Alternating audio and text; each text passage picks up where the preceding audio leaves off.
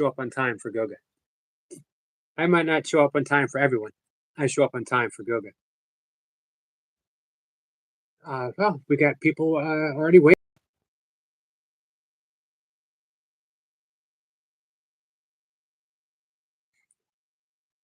Welcome, guys.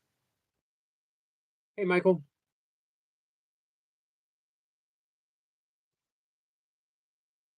Goga says, thanks, Eve, for stopping by. Michael's blessings. Stepper says, greeting, beautiful souls. Please hit the like button while we wait for the two greatest YouTubers. Wow. I don't know if I'd put myself up in the same company as Goga. All right. Hey, Leonard. Heavenly Star, how are you? It's been a little bit. Praveen.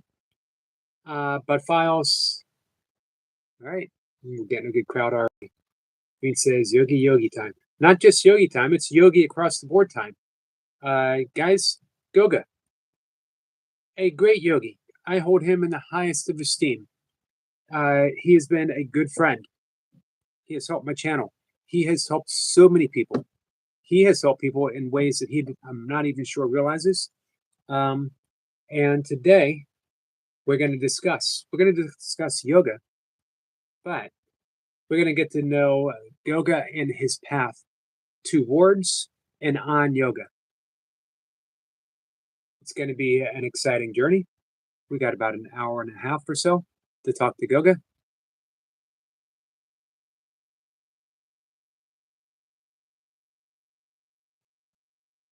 And here he is, guys.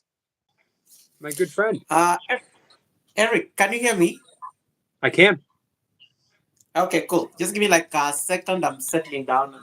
Sure.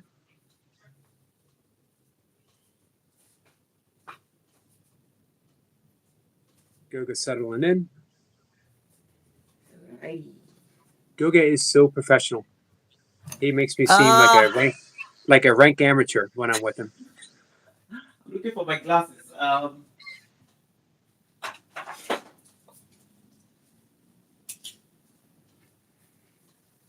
How are you doing, though?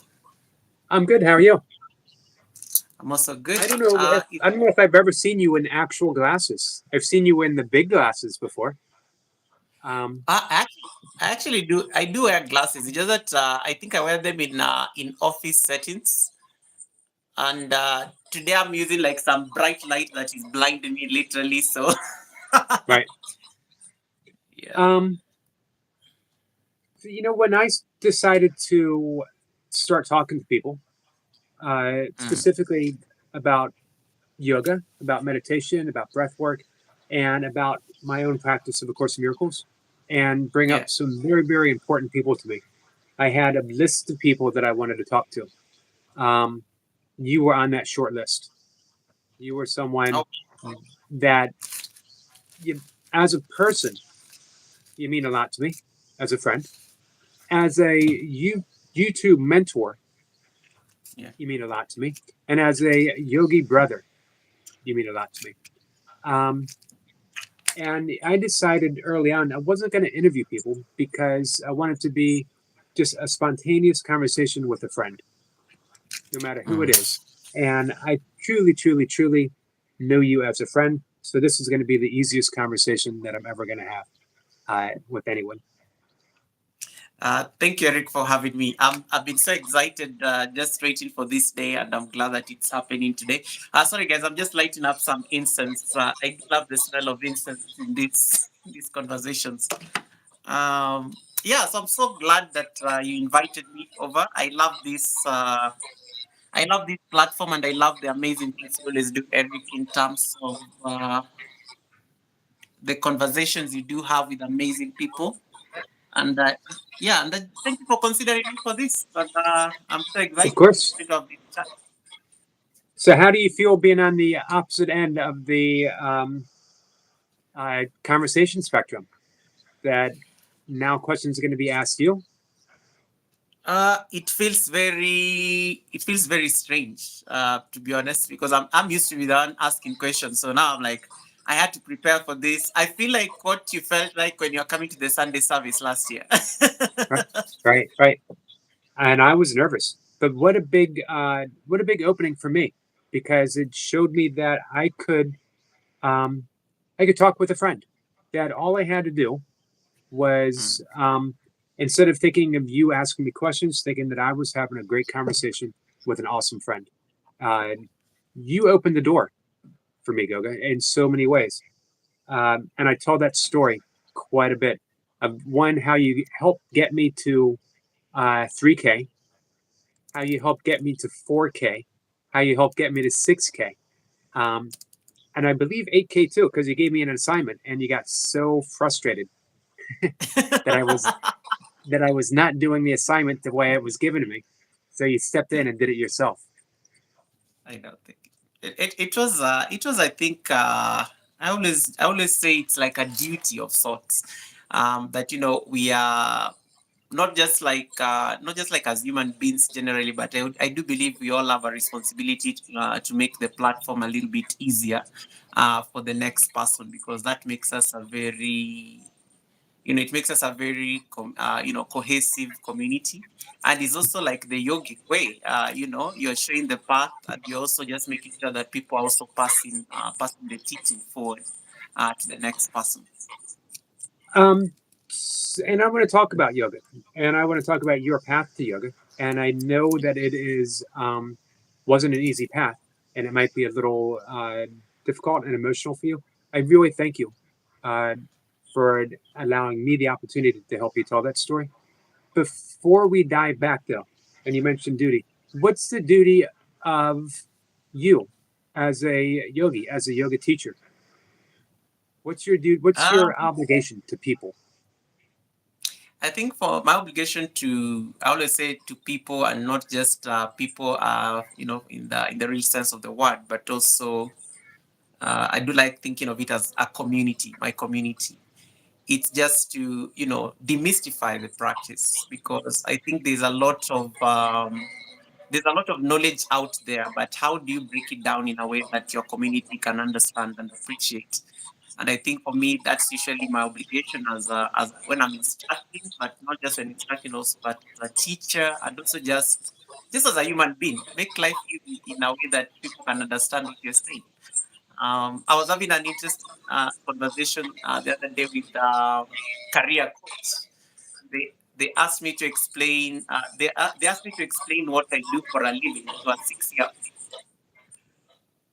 It was a very interesting exercise that took 1 hour until we broke it down to the basic level, that you'd explain to a 6 year old what a policy analyst does uh, in a public setting. What do they do, what do they design, and things like that. So I do believe the same way. Yoga takes the same approach. How do you break it down into the most basic level that somebody will be interested to either pick it up or even just understand all the practice involves? So, if someone in the chat were to ask you, what is yoga? Um, and what is yoga and what is a yogi? What would you say? What would be your reply to that? I love one answer. Yoga is just a breathing exercise for me. It's just breathe. Yoga is purely a breathing exercise, because all the tenets of yoga, there's always something about inhale, exhale. And this is just at a very abstract level before you get deeper into the spiritual aspects of yoga. But in case somebody was like, I'm going for yoga, it's like, what is that? Breathing exercise. But then sometimes it becomes breathing infused with movement. So it becomes like a dance of sorts, a dance of an inhale, exhale, with a bit of movement, physical movement that makes it more intentional and necessary. Now, you practice a very specific type of yoga. Yeah. What is your practice, and why did you pick this particular one, or did it pick you? Yeah. Was it did it call you? That's a very good question, Eric, and I will come to that shortly. I'm seeing a lot of I'm getting a lot of greetings on the chat. Maybe I need to stop looking at the chat so as to avoid being distracted. But yeah, I have to remember. Goga, it's not the academy. It's not the academy. It's not the academy. Let It's me Eric. address that Eric real will do quick. the heavy lifting. I But yes, We I will want to dive just in. thank my. I see Tribe Goga on the chat. I do see my manager Helen on the chat as well. So thank you so much, Helen, Eva Kika. and a number of people there from the tribe were just coming through for this, for this conversation. I'm really glad to see familiar faces here, in addition to Eric's amazing community. So thank you so much. Thank you so much once again for the love. I was feeling a bit anxious, but you know what? I was like, it's Eric. I mean, it's Eric. It's my brother. It's my friend. I'll be fine. I'll be fine. So thank you so much, We will. guys, for the love. Please drop for me some bit of hearts there. You can drop some nice hearts there. Then I will be able to see the graphics. Just be able to like know that you guys are there. So thank you so much for holding the space. And we And will just to go dive to in. yeah, yeah. And just to go to what you're asking, Eric, and I like the fact that this is just a casual chat. It's not Yep. really a formal interview or anything. I do practice. I do practice Ashtanga yoga. So Ashtanga is more vigorous.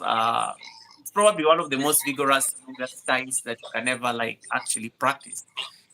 It's very physically demanding. It's very precise. It's anchored on very strong traditions that you can never veer from because Ashtanga Vinyasa, the way it was taught, it's supposed to be taught that way, like even to the next generation. So you can't like really make any tweaks to it, as opposed to like let's say Hatha Yoga, where like Hatha Yoga is very accessible. A teacher or an instructor has a lot of room to be able to modify in terms of kind of postures you want, like let's say a student to do when it comes to Hatha Yoga as compared to Ashtanga Yoga. Would I say Ashtanga Yoga? I don't know what drew me to Ashtanga Yoga. I think for me, it's just I think it was just like the humility of that practice.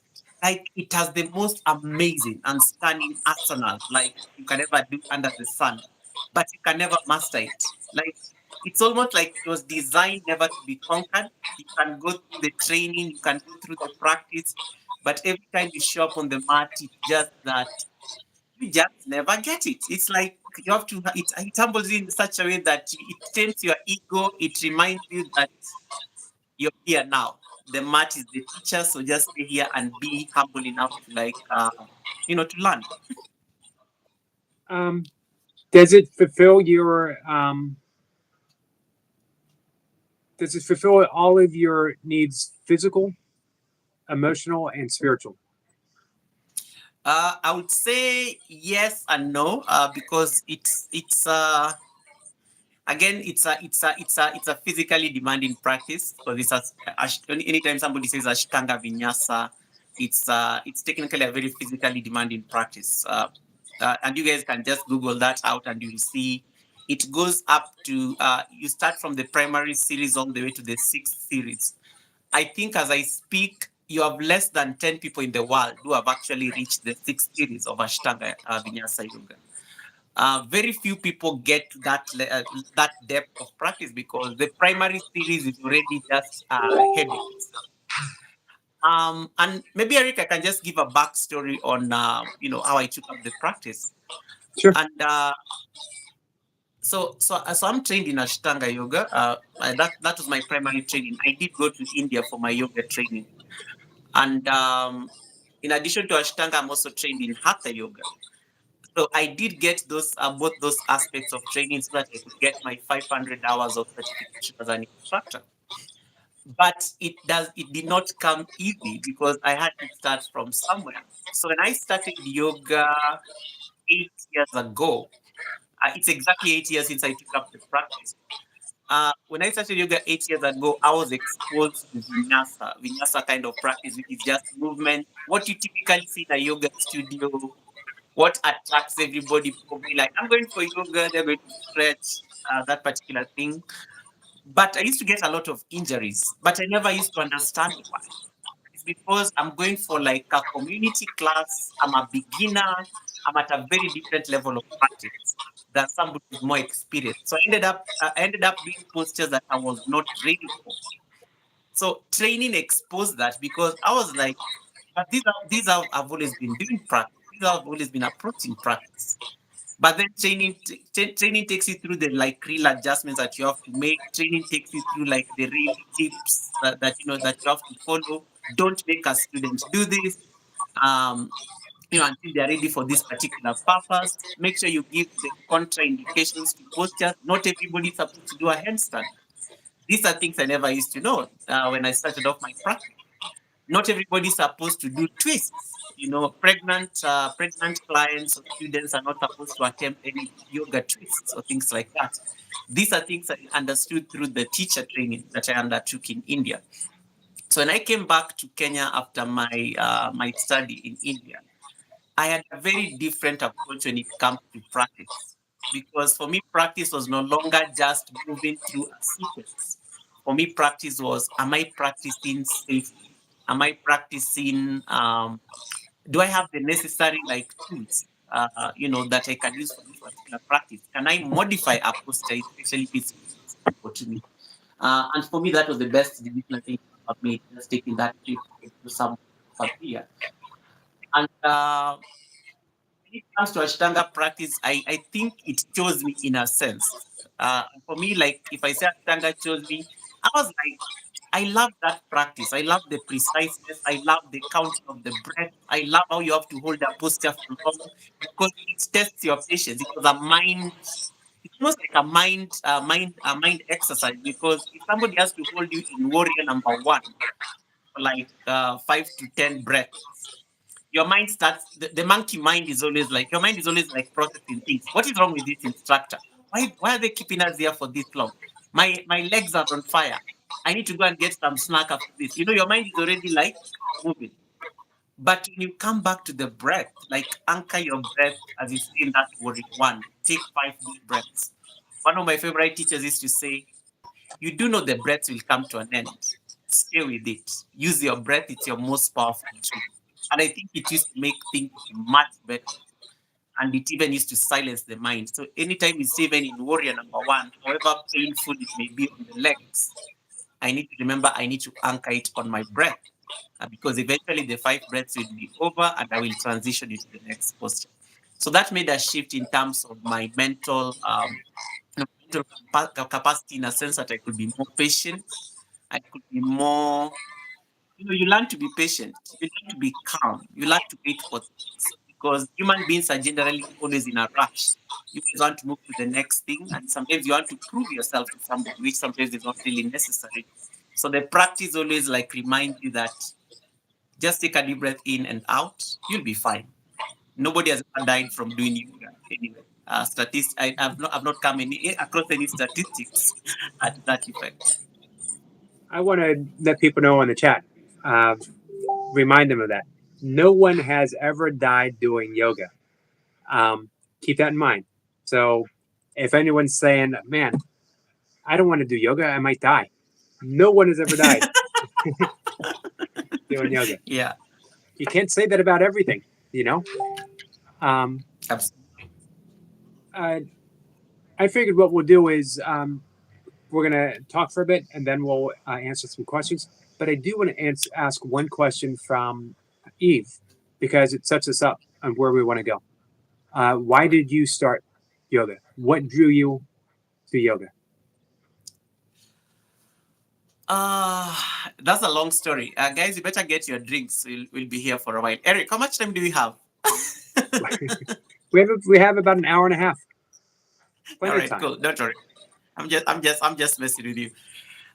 So I started yoga 8 years ago, and for me, yoga was not like something fancy that I was watching people do, or the adverts or the studios or things like that.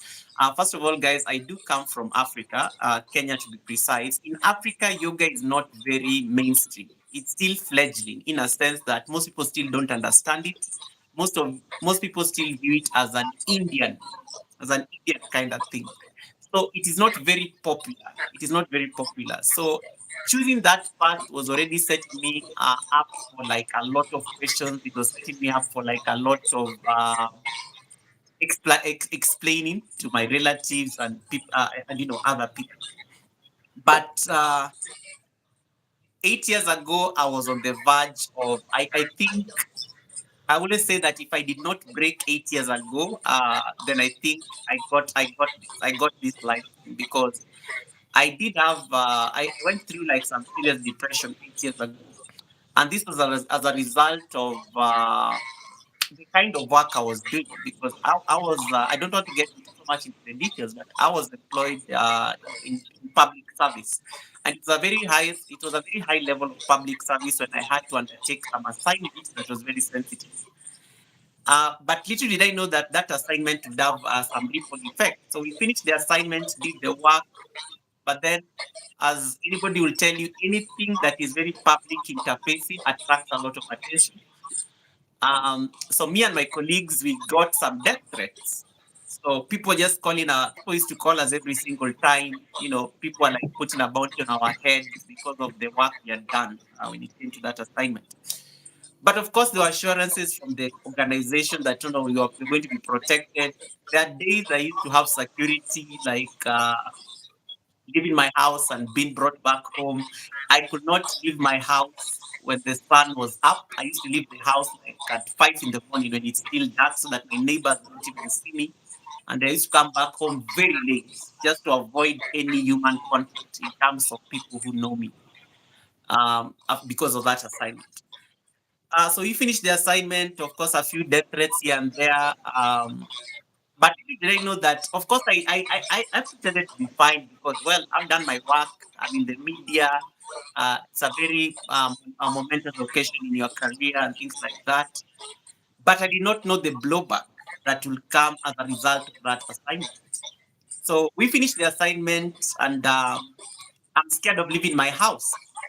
My boss is asking, "Where are you?" I'm like, "I can't come out of the house because I'm scared of my life, in a sense. I feel everybody's an enemy around me.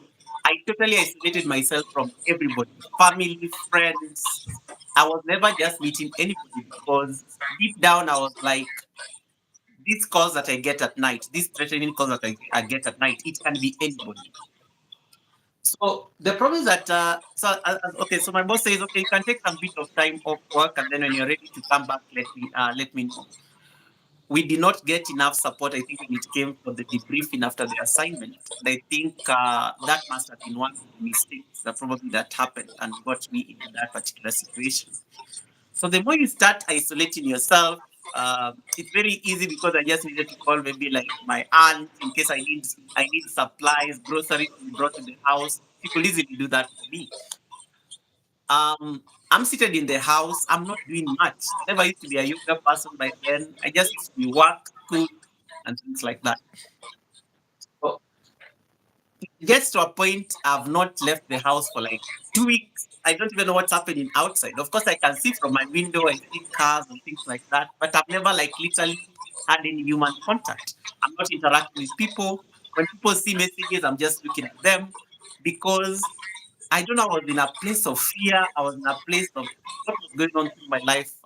That was back in 2017. Then one of my friends one morning came, just say, "Oh, hey Goga, I'm on my way to your house."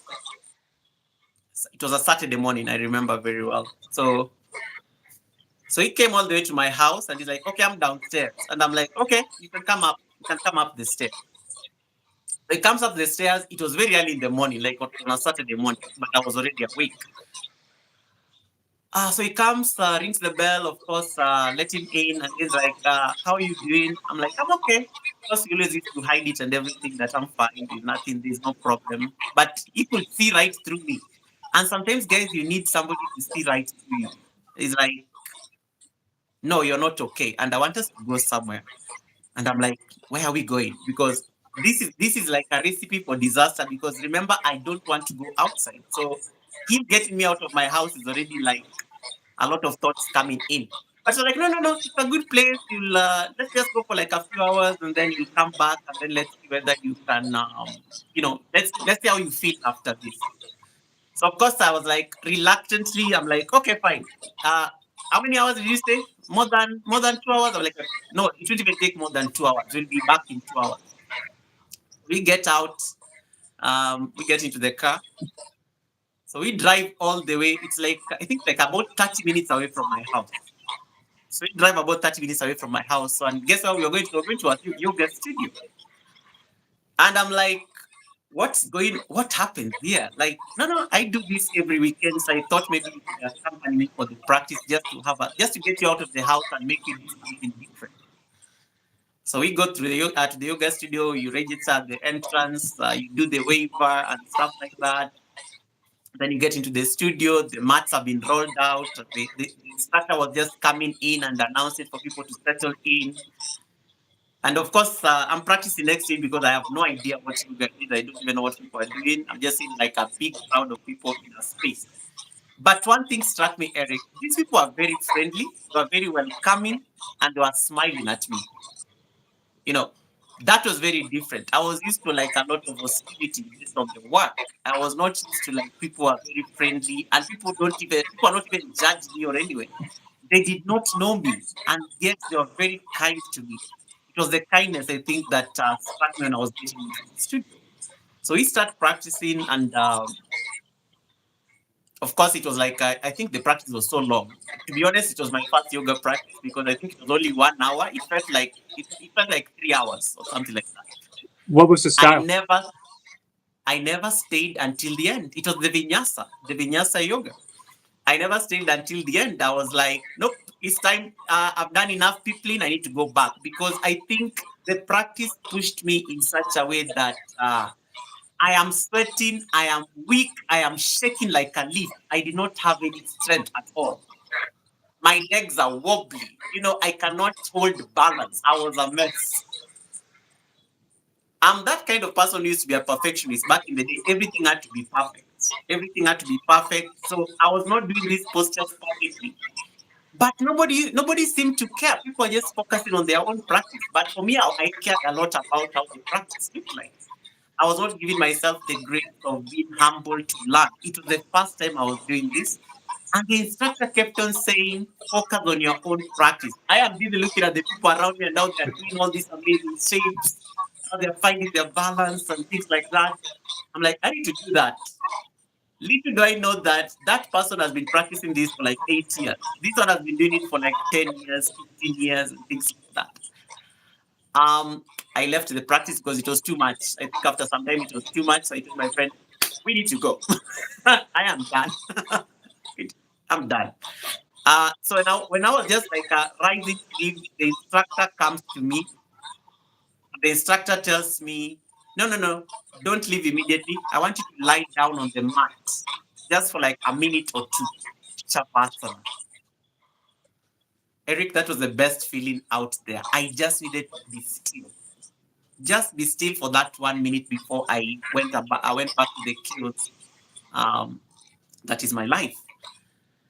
But one thing happened. My friend was able to get me out of the house on that Saturday morning. I went back home.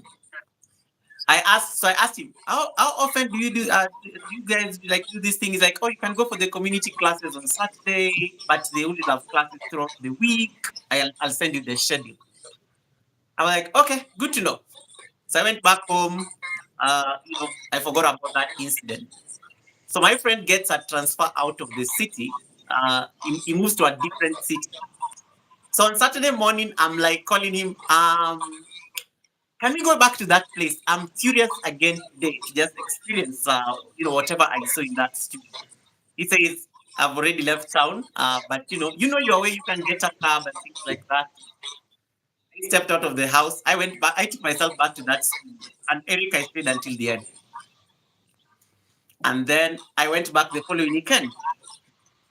I was slowly getting out of the house. I'm interacting with people after yoga. They are, I'm asking them questions like, "Oh wow, how long have you been doing this?"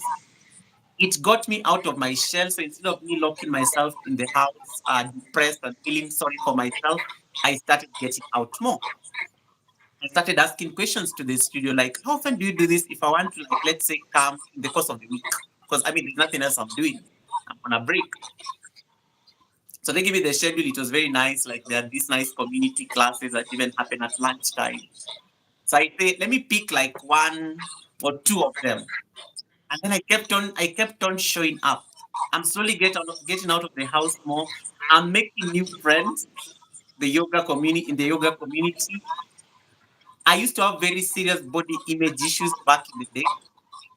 my body is changing the more I show up in the studio. I am no longer like so self-conscious about my body and how I look like. I'm like, wow, I'm getting stronger. When they tell us to do triples, I can balance. I'm no longer shaking. The warrior one, I'm getting the form. And I was like, this is amazing. So I kept on showing up. I said, I'll only do this, like, I'll commit to this thrice a week. And it was working like a lot of magic. Before I realized it, my mindset was changing. Erica was no longer scared of people calling me randomly at night or things like that. I'm getting out. I found something new that is exciting, something that is making me get out of my comfort zone. I was thinking it's a physical exercise purely. Little did I know it was also making a shift in my mind. Like I'm getting out of my, that depressed state where I don't want to like interact with people. Now, actually looking forward to go to the yoga studio. When you tell me to do a posture, I'm patient enough to see the benefit of the posture. I'm asking myself questions while we are in the studio. Why are we doing this particular posture? Why am I sweating in this posture? And it's just like chair pose and things like that. But I was learning something. There was a shift that was happening there. And I think that was the most amazing thing that happened. In a short time, I was able to go back to work, interact with people. But I was like, this is the path I'm going to follow because I like what it did to me because I tried to seek help. My family did not think my family thought I was being too dramatic. When I told them I don't think I'm in a very good state of mind. When you say you are depressed, especially in places like Africa, people look at you some type of way. First of all, you know, we are black people. Black people don't like see therapists. It's presumed that you're strong enough to handle the challenges that come with being depressed. So there was that stigma around seeking help, let's say from a shrink or things like that. But yoga helped me at least change my mindset. After 1 year of practice, it became almost a militant thing that I needed to make sure that I go to the studio every single day. Erica used to sneak from work at lunchtime. My office used to be in the heart of the city. I had to sneak from work every day at lunchtime for 30 minutes just to run to practice for 1 hour and then come back to the office because I found something that was working for me. After 2 years of practice, I think somebody talked about. Have you ever thought, or have you thought? I think it was actually one of my teachers just approached me and said, "Have you thought of advancing your practice?" And I'm like, what do you mean advancing my practice? Like, have you thought of become like doing teacher training? Because you have been very consistent. You do enjoy the practice. You show up every day. You have the discipline, consistency, and whatnot. And I was like, I have no idea what that means. I just like showing up. so, so he planted the idea of you could consider teacher training because he had gone through he's been practicing yoga for like over 25 years. He has gone through teacher training and he had been taught by some of the most great, Indian masters. And he planted the seed in my head. I went back home and started doing research, and I was like, huh, huh. But then the training, when I made the decision to do teacher training, I was like, this is going to be. I have to get out of my comfort zone. So I said, I'm going to do this. I'm going to do this training in India, the source of yoga itself. It was bold. I wasn't earning much. I wasn't earning much in terms of my salary, so I had to start thinking about okay, how much is the school fees in India for yoga? It's a 30-day training, 200-hour teacher training, which is the most basic training you undergo. It takes like a whole month, 30 days. And I have Had to you start figuring about accommodation. I have to start thinking about those kind of things, and then I have to start had, thinking of an air ticket. had Um, you ever been outside of Kenya before this point? I'd never been outside. Let me see. I think no, I'd actually been outside Kenya at that particular point, but I'd never like gone to India specifically, where I have to go and live there for like that long. It used to be work. I used to be out, come back very briefly. So I start planning. I start saving for the training. So I look for a school. I find the school. The school was located in Rishikesh. Rishikesh is like the yoga capital in the world, like just at the foot of the Himalayas. Very beautiful place near the river Ganges. So I made a plan. I was going to do this in December during the holidays because nothing much was happening at work in December, so it would be the perfect time. So I started saving for this trip for like I think 7 months in advance. Got the cheapest air tickets. Oh my goodness, that was the most uncomfortable plane ride I've ever taken because I had to fly through the Arab countries because it was the cheapest flight I could get. And yeah, and then I'm trying to get logistics of getting to the school because the Himalayas is very far from Delhi. The plane is going to take me to Delhi. I have to find my way from Delhi to the Himalayas. I Man, that was yeah. So I planned. I took the trip. I get to Delhi very early in the morning. I think the plane landed at about like 3 in the morning. I need to make sure that I find my way to the school within that particular day because the class was starting that afternoon. I end up missing my train in Delhi because the train is going to take like about 6 hours. I end up missing my train to the Himalayas. Just and then I try to like get help. You know, you're trying to ask for help. Then you get all these people who are trying to say, "Oh no, we can get you another train," but the train was long gone. They're not able to have on that train. Then I remembered I did a quick Google search because I just asked, I think I asked somebody in the shop there, just give me like, just let me get access to your internet a bit. And I just Googled and I was like, oh, I can take a bus. That was the longest bus ride I've ever taken from Delhi all the way to Rishikesh. It, I think, took about 7, 8 hours. It was so uncomfortable. It was not a fancy bus. It was what the locals use. It was a very long trip. Oh my goodness, my back was hurting. I was like, why am I doing this? But Eric, let me tell you, when the bus got to the city, Rishikesh city itself, and then I stepped out of the bus. Rishikesh is deemed a holy city. I felt it when I stepped out of that bus. You know, the stress, the monkey mind, my back is aching. The moment I stepped out of that bus, I just like, I smelled the air around that place. I was like, this is it. This is where I needed to come. And I needed to go through that difficulty of getting to this place in order to experience that particular moment. I stepped out of the bus and I'm trying to figure out how to get to the school. You have to walk a bit, cross the big river Ganges, which is a holy river as well. Then I get to the school. And I remember people are so kind to me. First of all, you stand out because you're the only black person walking in the streets. So everybody can see. So this couple, I think, even offered me a lift. He's like, where are you going? I'm like, I'm going to yoga school. We can give you a lift. I declined because I'm raised in such a way, you're in a foreign country, don't accept help from strangers, things like that. They were actually very nice people. They actually wanted to help me. So I just decided to take a walk and not get into their car. So I took a walk. It wasn't very far because I could check from the GPS. It was like a 15-minute walk.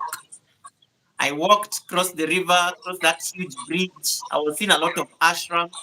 Guys, ashrams are these like schools, the yoga schools that people normally go for, like to volunteer for, for karma yoga or something like that. And then I finally got to the school, Eric. The best 30 days of my life. Okay, that's a lie. Well, the best 30 days of my life because they taught me discipline. But it was also the most difficult 30 days because training is not easy. Training is very different than what I used to do at the studio. And you really had to be a self-starter in yoga school in India because the Indian yoga teachers, they don't teach like the Western yoga teachers at all. They are very strict.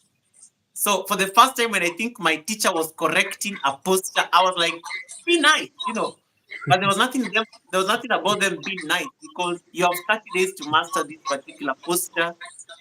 And we have to make sure that you get this in the shortest time that you are here. So it was very different. You have to wake up so early in the morning, like very early in the morning when it's still dark for practice. this was like 3 in the morning back at home. So I'm waking up for practice. I'm on a very vegetarian diet for the month, for the entire month. The diet had changed. The practice, you're spending like 10 hours of practice every single day. At some point, at some point, I think I almost wanted to break. Then I remember I'm on a budget. If I stop the training now, it means I have to start looking for air tickets again. I don't have the money. So I said, let me stay through and, let me finish the practice.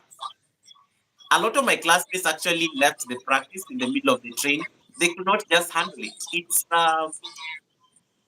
what I would say is that the training exposes you completely. Like it's in case you went there with certain expectations that you want to be a yoga teacher, I even forget that I came for teachers training. It became my own personal training. I needed to understand the postures. I needed to understand what is going on. But the teachers were very graceful enough to, like, the moment they saw the interest in that I had in the practice, they were taking their time, going out of their way to make sure that at least I got this, I got this knowledge in the best way that I could. So after 30 days, I was done. I left India. I came back home, and my practice was different. Even when I went to the yoga studio, I was correcting myself. I was fixing postures. I did not start teaching immediately. It took me time, Eric. I took like over 2 years to teach because I felt I was not worthy to be a teacher. And one of the things that even the Bhagavad Gita normally tells us, the Bhagavad Gita says that yoga is a journey to the self. I needed to figure out who this self is because I did not even have any understanding of who the self was. But the practice exposed me, and I realized, there is something in this practice, and let me practice some more. The same year, this was 2019 now. The same year, 2019, I get a call from the government of India. They offered me a scholarship. They asked me, "You want to go for yoga training again?" I'm like, "Wait, what?" They were offering me a full scholarship to go for yoga training as part of the cultural exchange. 300 hours worth of training. That was my second certification. Guys, I thought of the training at Rishikesh and how demanding it was. I started scratching my head. But then I was like, it doesn't hurt. Everything has been paid for. So why should I worry about it? So I said, let me go. And that's why I went for my 300 hours training. Now, the difference was amazing. The first training was my own budget. I was on a budget. I needed to get my 200 hours training. The second training, the government of India was catering everything. I was being picked from the airport. I was living in a very fancy room. I was like, it was amazing. I'm like, wow, VIP, this is what I had in mind. But then training normally like removes layers. Those are attachments. And you go to a class and you're like, yeah, you're still enjoying these attachments. But as part of yoga is about also like letting go of the attachment. What are you still holding on to? What defines you? Like, what are the things that will you live in a certain way take away, take the essence of your personality? And I had to like learn that the lessons about contentment, the lessons around, just the, how to like deal with people, like just how to interact with like other people. That was like another 30 days. That was like a very great training. It was different, but it really scratched the surface now on the spiritual aspect of yoga. Erica was no longer worried about my body. I was doing very well. My body was healthy. I had six packs. My arms were strong. I can do a headstand. I can do a handstand. But there was more. Like I felt like this was not it. Like, yeah, so what? So what if you can do a handstand? And that's why I realized that there has to be more. And I think when I was speaking to somebody, one of my teachers, I think he said, "You are a seeker, and as seeker, you'll always want to like get more. There's always more. You are always questioning yourself. There has to be more out there than just the physical exercise." And an opportunity opened up. I was just having a conversation with somebody in the yoga community, and they said, "Have you considered going for like an experience just to live with the monks, just to understand?" just to understand, like a life of non-attachment and those kind of things and what it will feel like. And I was like, sign me up. There's a word called antevasin. When you translate it from Sanskrit, I think it is normally lost in meaning. But an antevasin is somebody who's like in between worlds. They are not exactly where they want to go, but they're also trying to abandon their old life. So they are somewhere in the border. They're like somewhere living in on the borderline. And I love that word. When I first read that word in a book, I was like, I'm an antevasin. I'm trying to discover something. I'm in the border. I want to live in the border because there's a lot of learning that happens when you stay in the border. And I took the leap.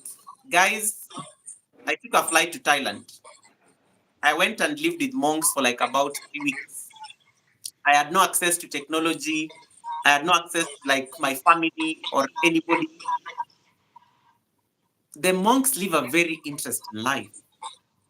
It's very, it was like, I think that was like the death of my ego, because one of the first lessons and tests that the monks ever put me through was go and clean a public toilet in Thailand.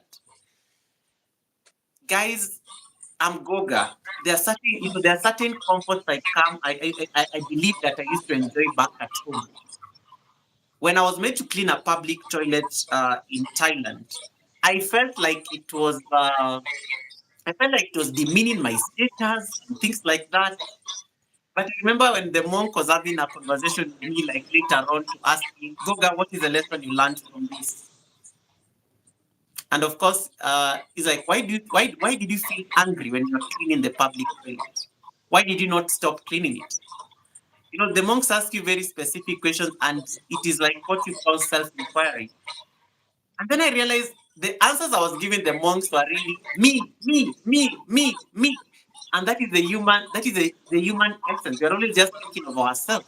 We don't think about the society. We don't think of the broader goal maybe being part of the grand plan. And I remember when he asked me, so why were you angry? Is it that you never cleaned your own toilet back at home? Eric, the toilet was not even dirty.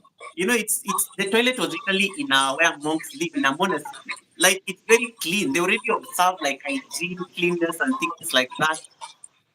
It was my ego that was driving me. I did not feel like I was worthy enough to clean up, to be made to clean a public toilet. And let me tell you, they kept on assigning me those duties, and you have to be. I think you have to be silent. One of the things that during that particular training, you have to be silent. I think for like literally almost the whole day. You only used to speak for like about 4 hours thereabout in the evening when you're interacting with fellow participants and things like that. So it made me like introspect about a lot of things. Why do I do this? Why do I do the things that I do? Why is it that I get like offended when I'm asked to do certain things? Why did I even bring myself here? After 3 weeks, I think when I was leaving Thailand, there's I got, I think, now, so I got into the meditation during the training with the monks, because you have to meditate like 4 hours daily.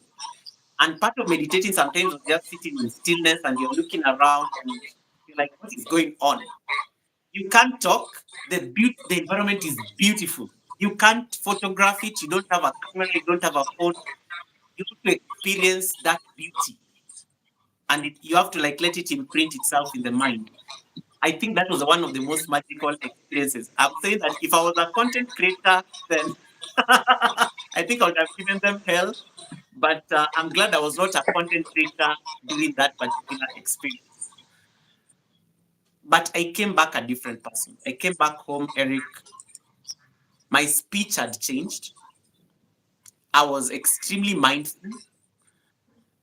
And that provoked, I think, a sense of urgency for me. Like, I want other people to experience this.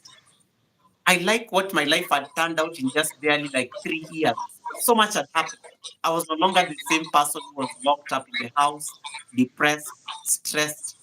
I was a new human being, and I wanted to share that with the world.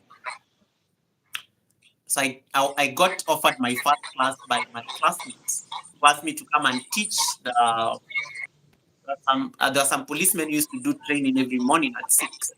and he says, "I want you to come and teach. Just help my boys do some stretches in the morning." And I went and did my first class, and they were like so amazed. They were so relaxed. They were lying in shavasana. They did not want to like get up, and I was like, "Wow, I shared a gift." And then, of course, now COVID happens shortly after that. The world is isolated, and you're like, "Now I am ready to teach, but I can't have any human contact with the students. What do I do?" And one of my friends, I think, just said, "Why don't you just I see people doing these things on YouTube or something like that. Why don't you just teach it? Why don't you just teach yoga to your community online? First of all, no human contact. It's a very good way to spend your time. You're not going to work. The world is in isolation." And I took up the challenge, and I started the Yoga with Goga, the channel, uh, as a way to like reach out to my community and break down the practice, to them, for them to understand what yoga is. Once again, the challenge remains. I'm a yoga teacher in Africa. You have to like go through the mindset that an African has when it comes to yoga. You have to like break down those, the stereotypes around yoga to them, and teach in such a way that they'll see it as a benefit. My Western audience, they got it. My African audience, they were like, "Huh." They're looking at me with a lot of skepticism.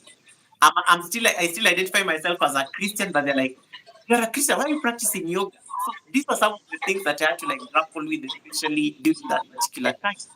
But eventually, I think I realized you get to a point in your practice where you realize that it is your path. You can't impose it on people.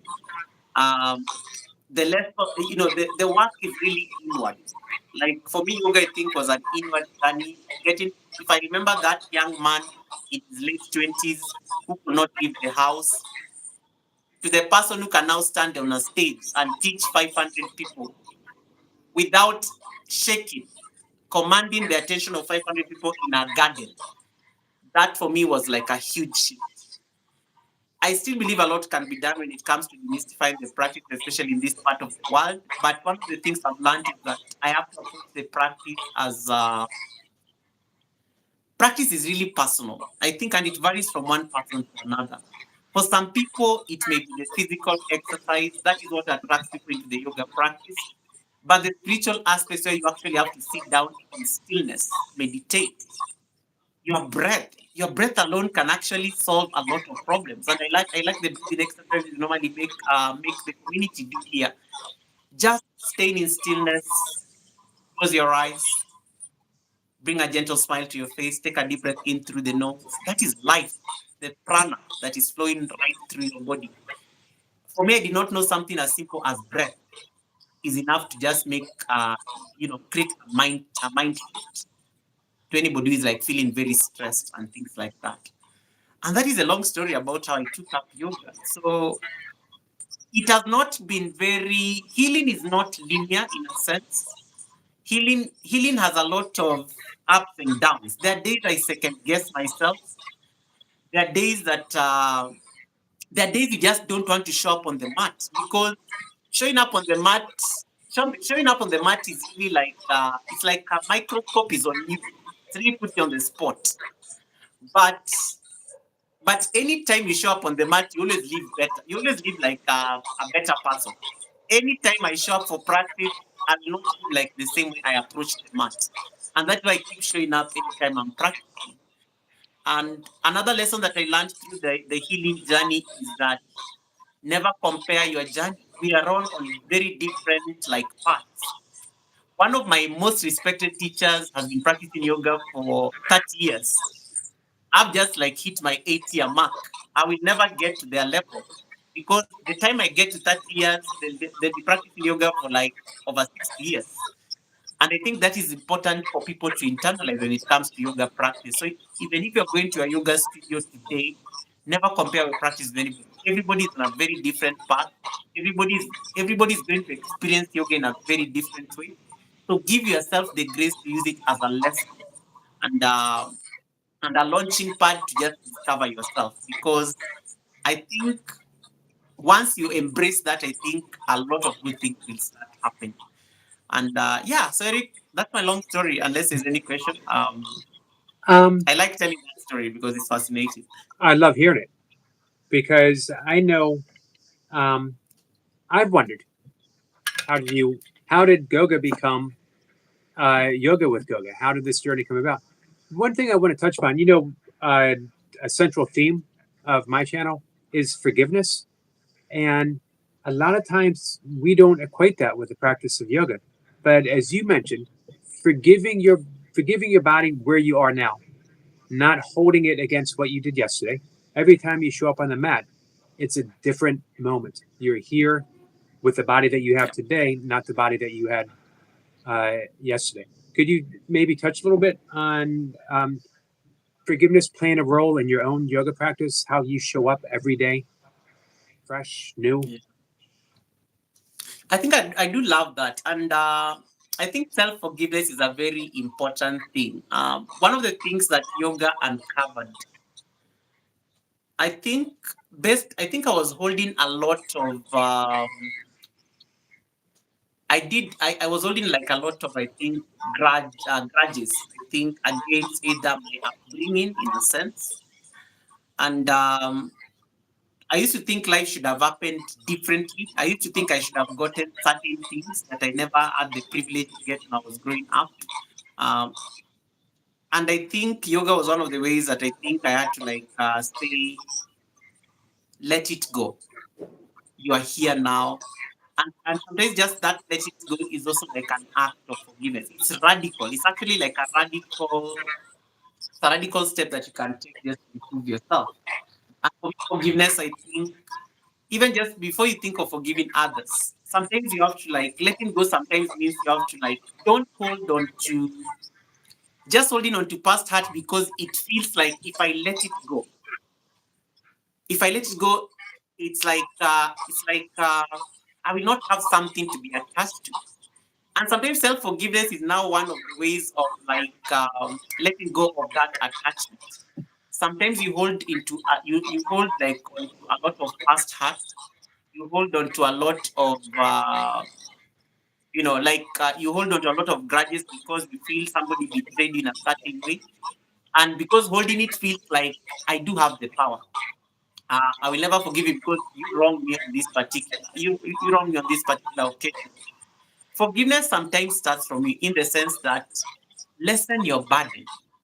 Lessen your burden. It makes you a calmer person. It makes you a more productive person in the society. Forgiveness is not for you don't forgive for other people. You forgive for yourself because you are lessening the burden. And it also goes back into the teachings that yoga teaches you. One of the things that yoga immediately like reveals to you is your ego, and how sometimes your ego is very useless. It does not really help you. Sometimes you want to be validated. We human beings, we like being right. We like being right, and for it's like we treat it like a badge of power and a badge of honor in a sense. But forgiveness sometimes is like being the bigger person. It's like what am I trying to prove? And sometimes I think, Eric, you may have experienced this when you're doing a yoga posture. It's like, oh wow, this posture really came out so nicely. But then at the end of the day, sometimes you realize, who am I trying to prove myself to? It's my practice.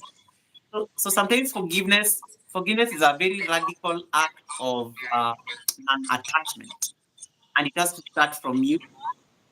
Sometimes just because something feels like it gives you like a lot of ego, gives you like a lot of power because you're holding on to it. Sometimes it may also be working the reverse way. Sometimes it may be like a burden. It may be an attachment that you may need to like let go. And even as you even as you approach practice, even as you approach like life generally, um, sometimes it's a radical act of letting go. And I think people need to like look at treat forgiveness that in that particular sense, because when you let go, you become calmer.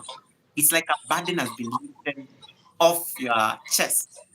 It's like that instructor who told me 8 years ago, lie down for a minute, and it felt good. That's forgiveness. It has to feel good. A radical act of letting go. I absolutely love that. Um, Yeah.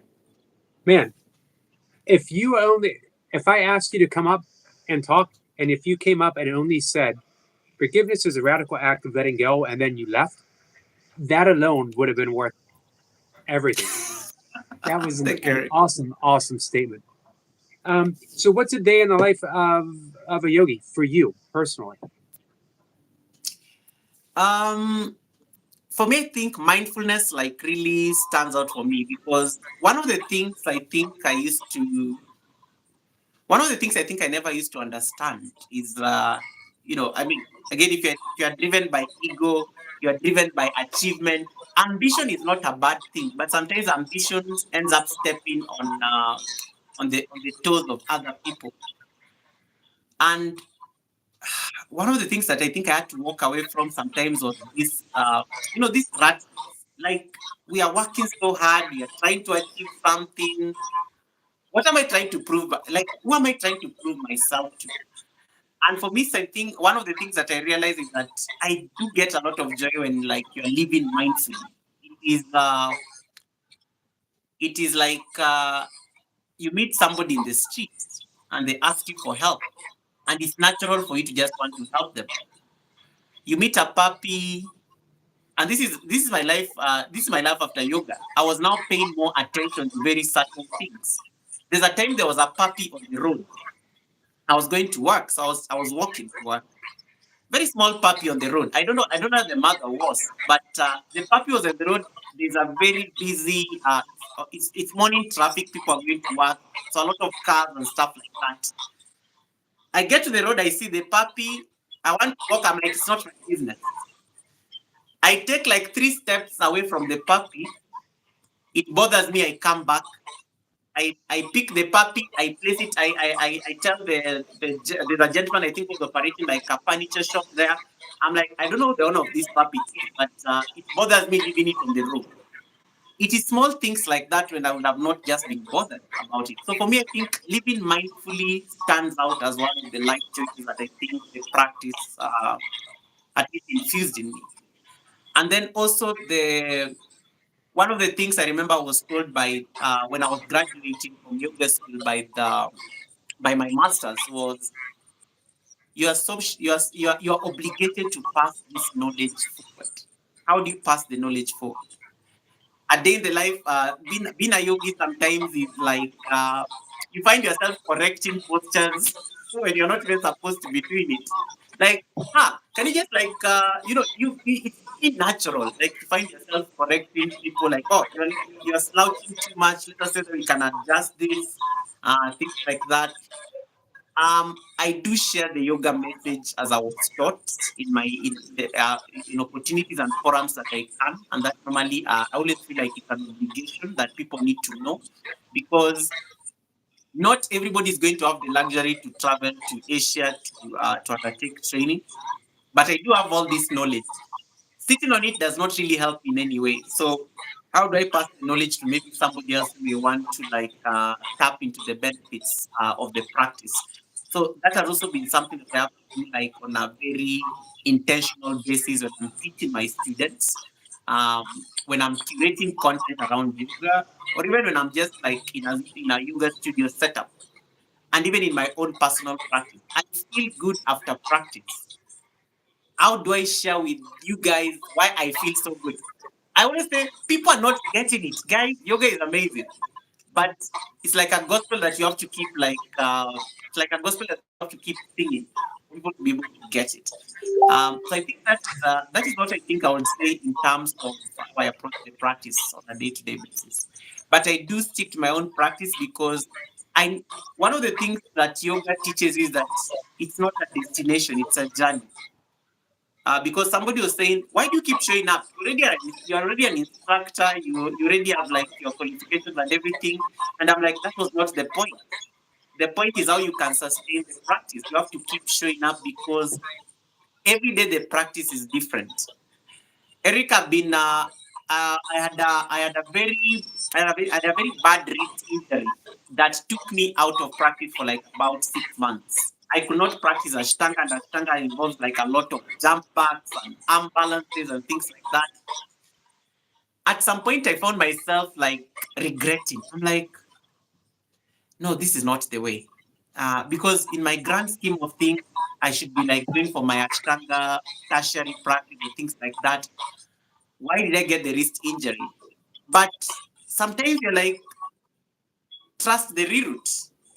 From the wrist injury, I was like, maybe I can approach maybe some yin yoga kind of practice, something very gentle that is not like very, that will not like hurt my wrist further and things like that.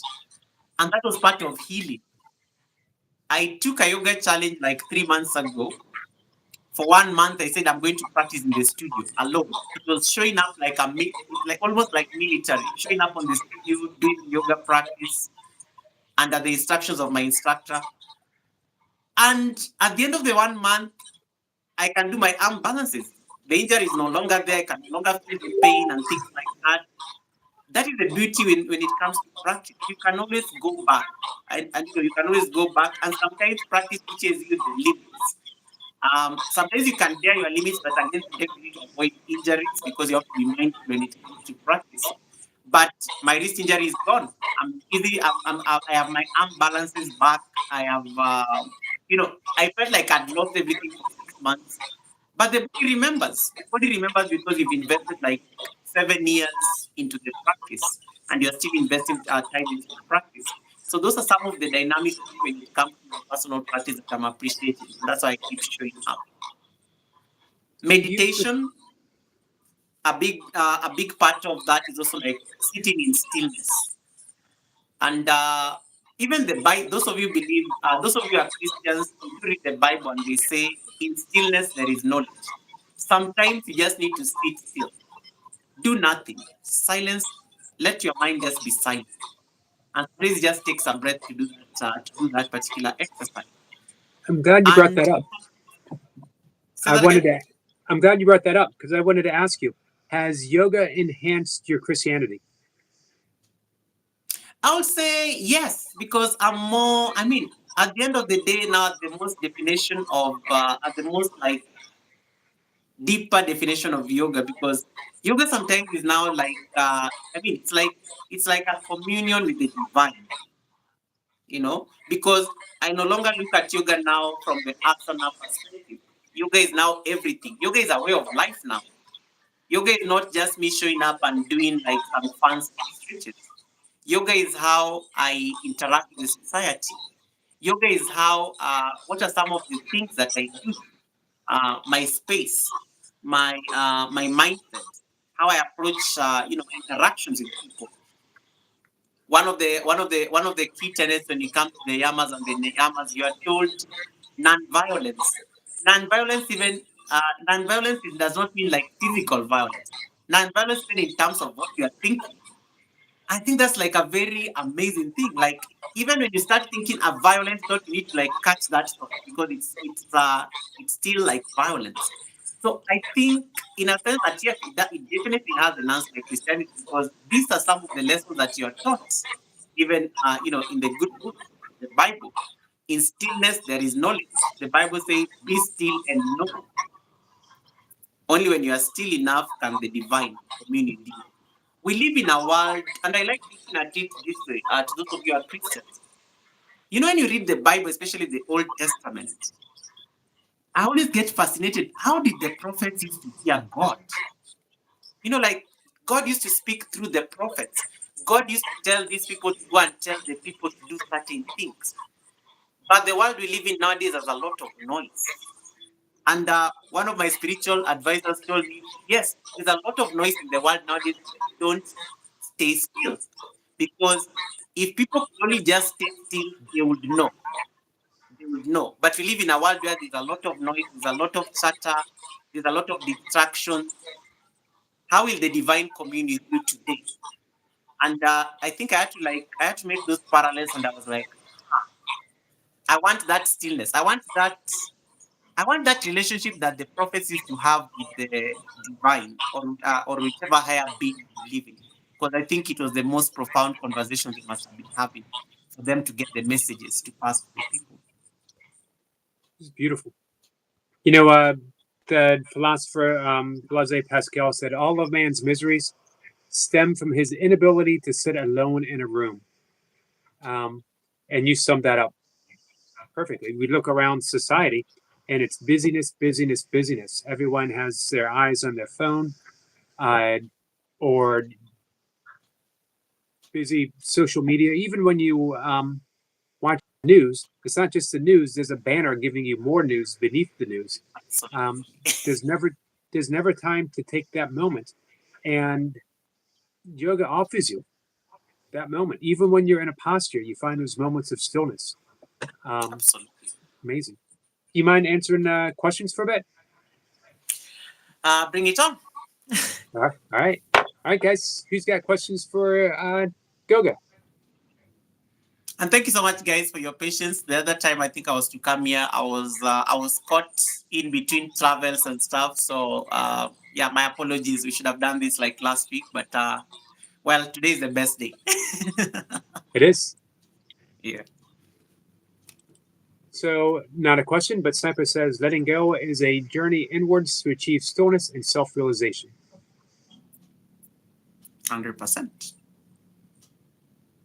Um, Kat says, I heard Goga had a coupon about to expire. Um, that is, that's the get out card. Whenever we need to get out of something, we say, I got a coupon that's about to expire, and then we exit the room. So that's why Kat is saying last week you had a coupon that was about to expire.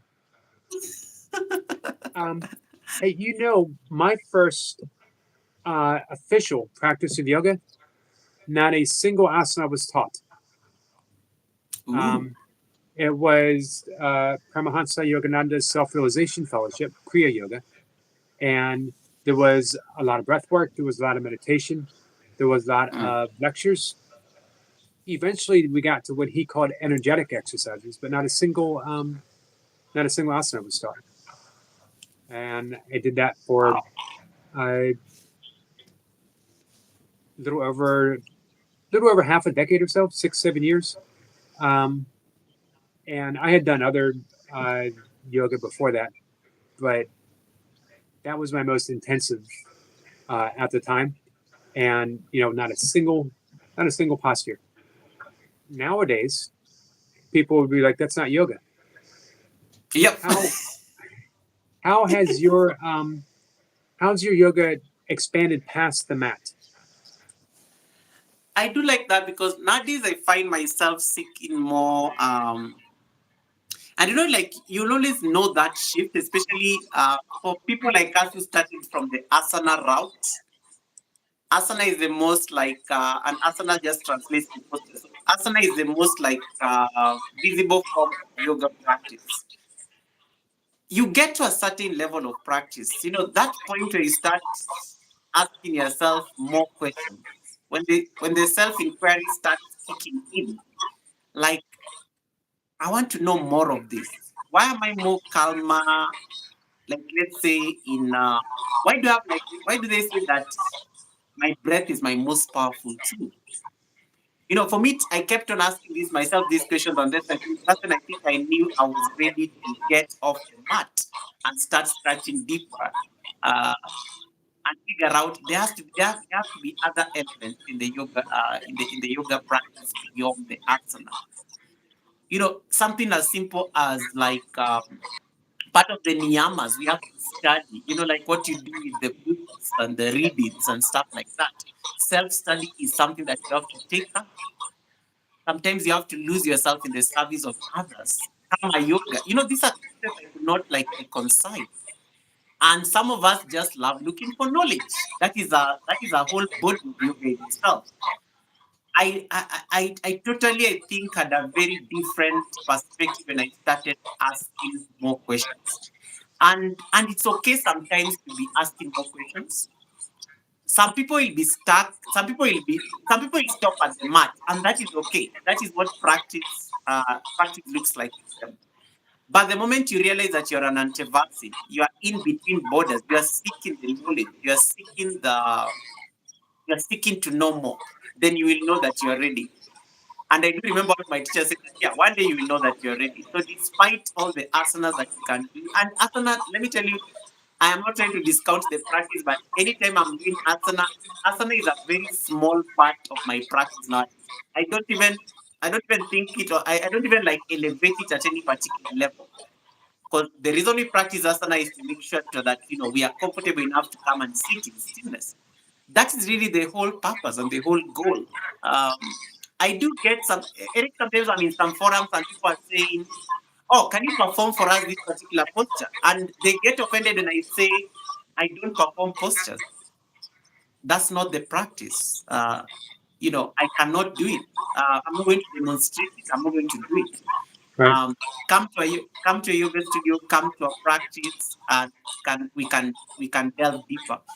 I've had students who enroll for practice. They say, Goga, I want to lose weight by next week. I want to be flexible by next week. I want to. So I have to breathe in and say, I don't think I'm the teacher you're looking for, because that is not going to be possible. Your practice is going to be different. There are days that you'll break apart in the mat. There are days you'll feel like not showing up. But sometimes showing up on the mat is 50% of the work done, because then now you're already here. You can now navigate in the practice. And sometimes you have to turn. Sometimes you have to like either turn away people with all these expectations on what practice is going to look like, because at some point practice becomes it becomes like deeply personal, that you don't want anyone to like interfere with the benefits beyond the physical level. And but most people of course have very different interests. And sometimes being a yoga person sometimes means that you have to also balance these interests.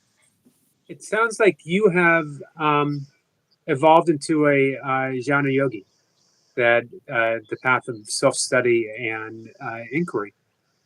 Do you think Yeah. your teaching is going to change? It's going to become more of um, a little less, like you said, asanas make up such a small percentage of your practice now.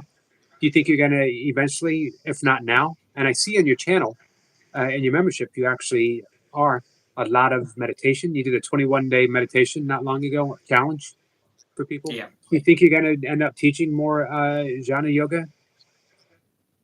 Absolutely. It's just a matter of when, because I do feel my practice is always evolving. Even when I show up on the mat, I've been doing this challenge, this yoga challenge in the last 23 days.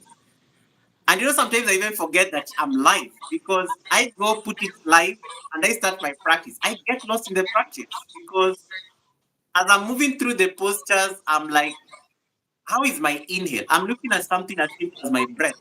It's like, this breath is not this breath. I'm not taking advantage of my full breath in this particular posture and things like that. Some people even forget that the camera is like rolling. But yes, I think the practice has been evolving. I'm not. I don't think my practice is what it used to be 7 years ago, 8 years ago. It is changing. I am leaning more towards those. I like those things of searching. The other day I was telling you about how I'm having a crisis as a yogi, especially as an Ashtangi, because of the drama that is in the Ashtanga community right now. Right. And you know, and the drama is all about lineage. Just because we were taught by a certain person, people want to attach themselves to the lineage. And sometimes I'm like, my practice has evolved beyond lineage. I don't care, because I do have my teacher, my Ashtanga teacher, of course, is within the lineage of, let's say, Patabi Joyce or something like that. But when you ask me deep down, I never have that attachment to the guru who taught Ashtanga, because I believe my practice is totally very different. But sometimes when you're having these conversations in the yoga spaces, you get a certain look like, no, you need to you need to honor the lineage and everything. But I'm like, what if lineage is a form of attachment? And I did ask you that question the other time. Like, what if maybe practice was meant to evolve, and whatever the lineage will look like today is maybe not what it used to like look like in the past. I And these are appreciate you conversations. sharing. I appreciate you Yeah, sharing that conversation with me. By the way, uh, yeah. when we talked a couple weeks ago, Chicken Out wants to know, Gogo, what school of yoga did you start with? Kriya, Hatha. Hatha. So Hatha yoga was like Hatha was amazing. Because Hatha is very gentle and everything. Before I got hooked into the Ashtanga, but yes, we did Hatha. And one of the things I must talk about when you're thinking of yoga school, in case, especially if you want to go and pursue your yoga training in countries like India, brace yourself for, let me say, they give you the they give you the map, but now when you start now focusing a lot on your personal practice, you now get, like, let's say, the your meditation, your self practice will now be the part to reading the map. You can have a map, yes, but you have no idea how to read the map. But the meditation and this self practice will actually is what's going to help you read the map. You may even decide to wander and say you don't want. I do have a student who does. I'm an instructor. I've been instructing her for like the last 4 years. She just did not take up the Ashtanga path as much as practice sometimes is like heavily Ashtanga influenced. She loves the yogic path, the Hatha yoga path, and for her it works. It works for her. And I've learned to like realize you cannot also impose the body of practice. Sniper wants to know, what's your favorite breath? Oh, Brahmari. The Brahmari breath. I love that one. You know, the one of Eric. I think you taught it that. I think you taught it not so long ago. You know Not how so you long ago. breathe in and Yep. then you make the humming bee sound. I love that breath. The vibrations. Oof. The vibrations are amazing. And it's so good for you. It's a form of meditation in and of itself, and physically, it just does a whole lot for you. Increases your nitrous oxide production, lowers Yeah. lowers the heart rate, lowers stress levels. Kat has a great question. Goga, if I practice just one thing from yoga each day, what would you recommend? One thing from yoga each day. One of the things I always tell people when they ask me this question is a very interesting answer, and I know this is going to like sound almost like ironical coming from me. Master your breath. Just master your breath, and you may be the great gymnast in the world. If the and you know like there's I think there's even a teacher who said it that you may be the greatest like asthma practitioner in the world, but if you don't have control of your breath, you are just doing gymnastics. That is not yoga. It is gymnastics because yoga is a yoga is a yoga is a poetic dance between breath, movement, and awareness. And Eric, for me, that's what I'm always looking at when I'm doing practice. Like the breath moving with the posture. You do know, like anytime we are stretching, that's an inhale. Anytime we are contracting, that's an exhale. Upward facing dog, inhale. Downward facing dog, exhale. Cobra, inhale. Chair pose, inhale and exhale as we focus on the breath. So if there's something that you can be doing every day, focus on mastering your breath and pay attention to how when you do certain postures, are you inhaling or are you exhaling? Have that bit of awareness. And there's also something very important that I want you to like try, Kat. Anytime you're doing a yoga posture, have you ever paid attention at that space between an inhale and an exhale? It's very small, like it's almost exhale. Like there's a pause between an inhale and an exhale. There's some magic there. I am not wrapped my head around it, but there's something that happens there. It has nothing to do with how you're looking forward to the next posture, but there's a lesson somewhere in there. The space between an inhale and an exhale. Can you just try how it makes you feel? Especially if you're navigating through any hatha yoga posture, the pause between an inhale and an exhale, magic happens there. Magic happens there. Awesome. Um, let's see. We have a friend of yours in here. Anastasia Blessed says, Goga, Hey, Anastasia. Hey, Stash. If you see a name that has come in that you want me to mod up, I'm always happy to help them help their channels. All right.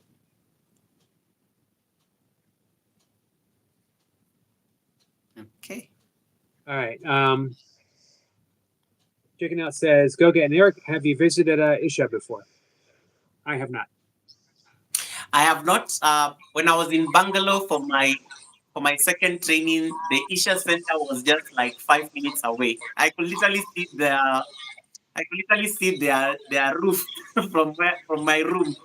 But I never got to visit. I thought I would visit, but the time was so short. When I finished my training, I needed to just get back home. Any other trips to India planned? Yes, I'm thinking of my. I feel I'm ready. I think I've been pushing this for like a while. I feel I'm ready to go for my Ashtanga training, because I've been working so hard on my primary practice, and I think I'm ready now for the tertiary practice. It's certainly not an easy practice, but like the calling is very strong. For me to undertake that particular practice. I did have an amazing time in Nepal. This was like last year, 2 years ago. I went to Nepal. I did visit a Tibetan monastery, and I lived with the monks there for like about 10 days. And it was a very great experience just to be silent and be under the instructions of we were learning a lot of lessons there. Because I've always been very fascinated with Buddhist kind of teachings and trainings, because there's a way they like resonate with me in a sense. So I try to make sure that at least if I can get some time and opportunities to attend those, at least I try to squeeze them in. So for me, what may look like a vacation for you in Paris, so for me, I look forward to these spiritual journeys as my vacation when I get some time to just get into these spaces and learn, uh, be it 10 days or less. I look forward to that. But for now, the highest priority now is like I need to get my probably that is going to be my 500-hour training, so that it can come to about 1,000. And yeah, we'll see what happens. Is there any other type of yoga style that you like to participate in from time to time? Yes, What's that? I, I love Yin yoga.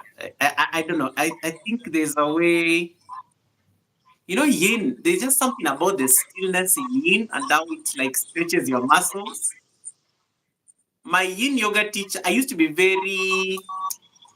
For me, if you come from a practice that is very rapid, vinyasa, the movement Right. is very fast and things like that, and then now you are told to hold a posture for like 5 minutes, it is torture, because you're used to breathing through postures, but now you are told to experience the posture. I am enjoying it nowadays. For some reason, I have warmed up to Yin enough that I can stay in posture for 5 minutes. It is a practice that I want to feel that I can explore in terms of just getting to know the basics. Probably I'll do a 100-hour teacher training for that one, because I think it doesn't take so long. I do love that particular practice. Do you ever practice or offer yoga nidra? Yes, I do. I've been thinking of doing yoga nidra on the chat. I do yoga nidra every time, alone, of course, alone before I sleep. Um, my first experience with yoga nidra was during my 200-hour teacher training, and I loved it. Like, how can your body be asleep and your mind awake? Fascinating. The body is heavy, totally, as you can tell, because of how anytime you come from deep sleep, you feel how the body is heavy. I love that. I love that sense of keeping the mind awake, yet the body is asleep. Um, it fascinates me a lot. I usually do it occasionally when especially after a very long day, and I want to put in the meditation. Let's say if I don't want to sit cross-legged in meditation. Yoga nidra is normally perfect. Lay your mat, support the backs of my knees with like some blocks, lie there, 10, 15 minutes. It's amazing. It is. Um, I've actually done actually two certification classes for yoga nidra, but Oh, nice. never took my final because I lost a little confidence. And if I could guide people, um, I didn't have confidence in my voice. I didn't think that I could guide people into the yoga nidra state. But I have been doing a little bit. Um, we do some breath work, and just a lot of people come in. They're very stressed, or they're going through anxiety, or some on the verge of a panic attack. So I just introduce a little bit after the breath work of yoga nidra, and almost every time it helps bring people back from that edge of anxiety or the edge of a panic attack. It's a beautiful, beautiful practice. It is. I love yoga nidra. I do. Yeah. It's also like a very great test of your patience. As a because I remember that yoga nidra class used to be taught in the evenings at 9 p.m. before we retire to our rooms. And I remember the challenge was make sure you don't fall asleep.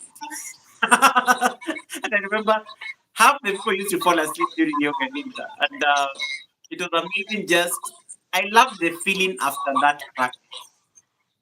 Yeah, it used to make me feel so relaxed. And even when you go and sleep, you sleep better.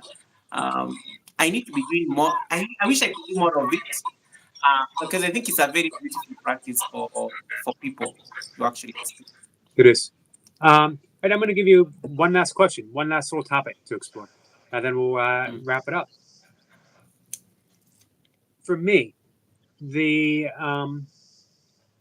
end result, the path of yoga, for me, the beginning and then the end was meditation. How does meditation play a role in your practice, in your life, um, and everything? How's it become part of your daily practice? And I know, especially with Ashtanga yoga, the focus on the breath, it really does become meditation in motion. But Absolutely. specifically, sitting meditation, does it play a role in your life? And if so, what kind? It does. So I do practice loving kindness meditation, and this is heavily influenced by my training. Because I think for me that is what was more practical for me, and I think and also just learning from the source because part of the training at the monastery was that we had to practice that Dhammakaya meditation and send loving kindness. Sending loving kindness to everybody without any without any judgment, without any like biases, things like that. I do practice that kind of meditation because it works for me, and I like the techniques that you can apply: uh, breath observation, mantra, and also just like visualization as a technique. And for me, I love visualization as a technique, and sometimes just sitting in stillness and picturing myself, let's say, in a vast empty space. And I remember there's a time I think I was leading that meditation practice, and I was observing the students after it was after yoga asana class, and I told them to picture themselves, let's say, in let me not use this word, but like let's say, for example, if you're doing guide meditation, and tell them to picture themselves, let's say, in Gaza. You could see how their faces were changing: sadness, hurt, anxiety.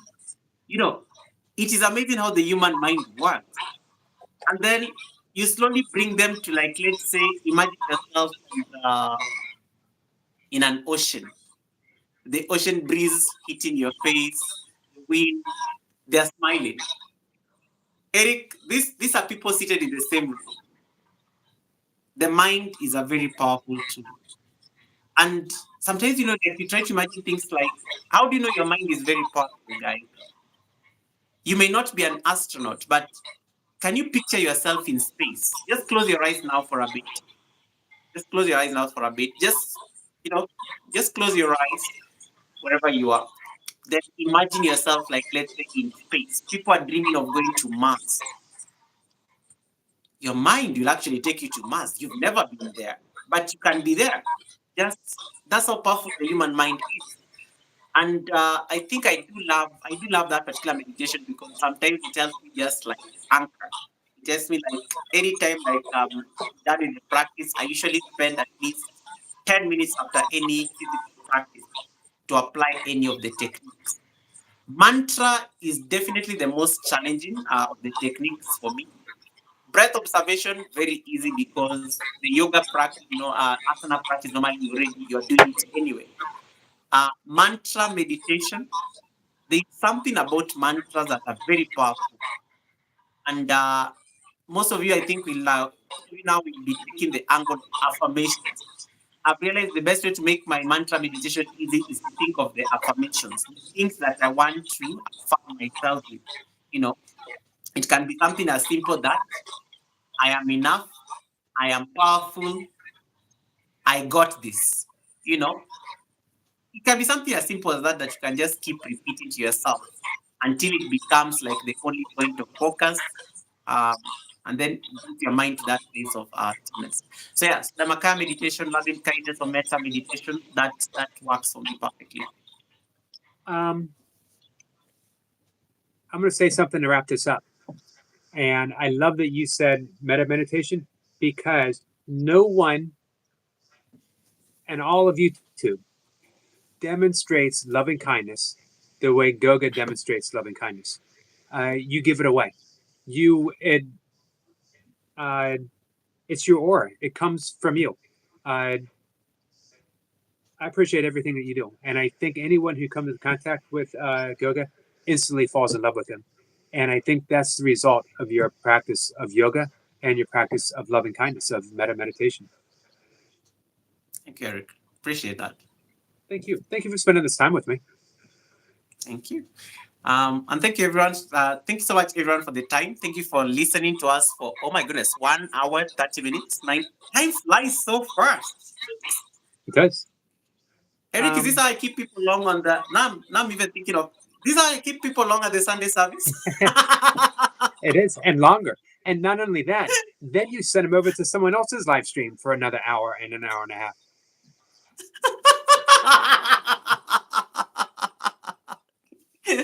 That's funny. That's a good. Uh, Eric, why you like? Guys, do you know what Eric just said? Yeah, and yeah. So I think it should be nice. And maybe just before I leave, I could do like a quick breathing exercise, and then Yep. it could just be I could leave when you're Can ready. I?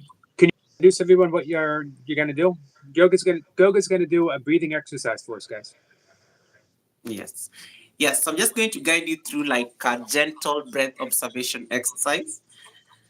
Um,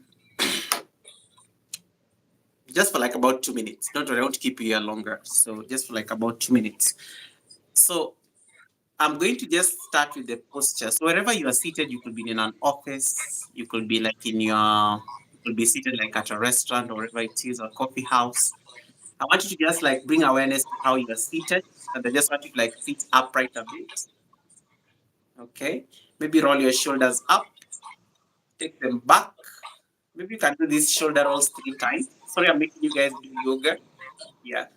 So roll the shoulders up, take them back, then relax them down. Let's counter that.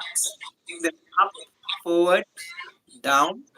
It will feel nice. Just do these shoulder rolls to like remove any tension that may be like on your shoulders. Good.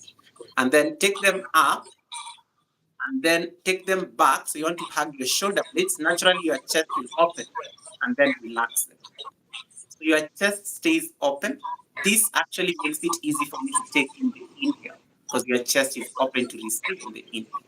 You're not like slouching or contracting. So you want to keep it this way. Right.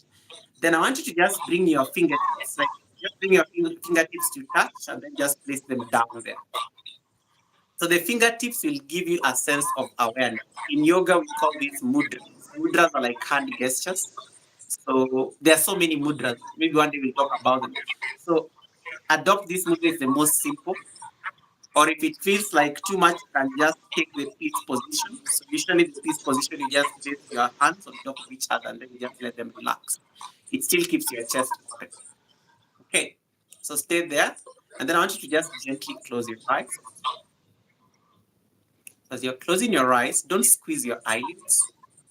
Let them just brush against each other. And then anytime you close your eyes for a moment of stillness, you maybe want to even see some bit of light. So the eyes are not fully closed. It's almost like the lashes are brushing against each other. And then once you're ready, just stay there for a moment. So part of awareness is also like, what do you see when your eyes are closed? In yoga practice, we always say that you want to see the infinity, the infiniteness of the mind. Whatever you imagine right now, you could be there, like what I was just telling you earlier. You can go to space. If you've never been to France, you could find yourself in the streets of Paris. That's the power of your mind. So that's what you see when your eyes are closed, that infinity of the mindful, the darkness, the specks of lights. Nice. Now I want you to pay attention to your face. And I want you to bring a gentle smile to your face. So normally when you bring a gentle smile to your face, your facial muscles relax. You're not squeezing your face like you're angry. Just smile. And that's the simplest yoga asana you can ever do. Smile. It relaxes all your facial muscles. Nice. Now, I want you to shift your attention. You're smiling, your face is relaxed. Shift your attention to your nose. Good. And then just savor the smells around you. It could be the perfume, maybe the person next to you. It could be the flavors of the foods. Pay attention to that. Good. Now, have your attention on your nose. Then I want you to take a deep breath in through the nose. Hold your breath at the top. You'll feel like your belly has sucked in. Then I want you to exhale through the nose. So let's do that 2 more times. Inhale it softly, slowly, and deeply through your nose. Feel the belly rise. Then exhale it out through the nose.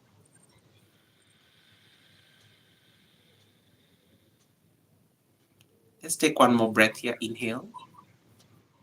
So as you take a deep breath in, feel like your belly rising as if you're blowing into a balloon. And then exhale. Feel the balloon contract, pushing that air out through the nose. Okay. Now, I want you to do that on your own, without any sound, just breathing in naturally through the nose, feeling the belly rise, and exhale out through the nose, feeling the air being pushed out from the belly.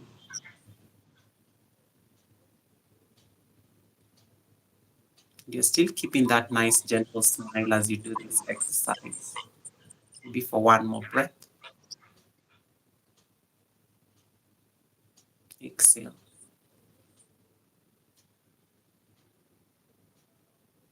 So paying attention to your belly area.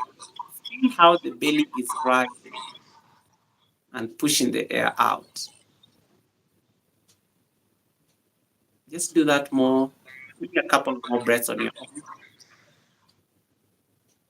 Blowing into the balloon that is the belly, exhaling the air out.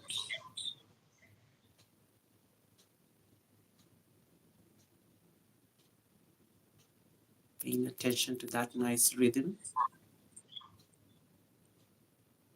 of the air coming in through the nose and out through the nose.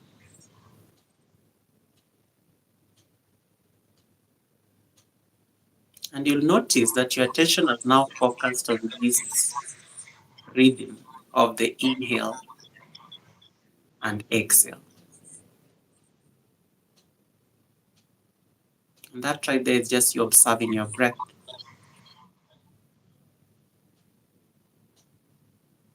Let's take one last inhale through the nose. Exhale through the nose.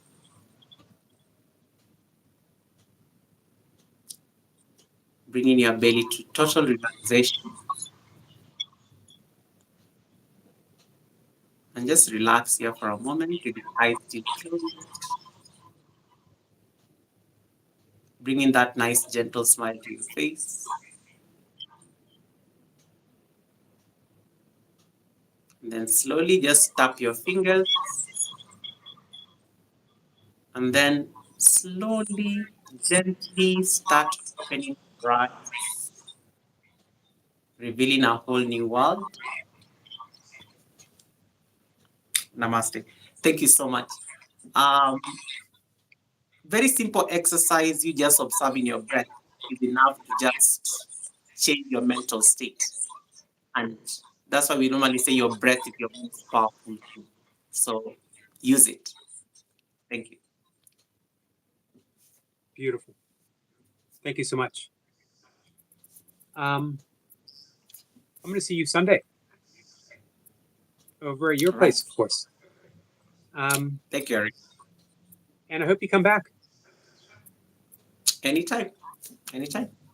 And thank you so much for your time. I hope you did not stay so. I think you stayed longer, but I hope it was. I hope you don't have to like run or do anything else. I think we're good. Thank you, Goga, my friend. Guys, we're signing off. Kat says that was wonderful, Goga. Thank you. And she said, my whole new world includes two beautiful men on my TV. We made the big screen, Goga. You and I, we made the big screen. We did it. Hi, Tina Marie. Thanks, guys. We're going to sign off. We're going to sign off together. Take care. I will see everyone later today. I'll be back this evening with Scroll Sniper. Love you all. Thank you so much. Thank you. Bye, everyone.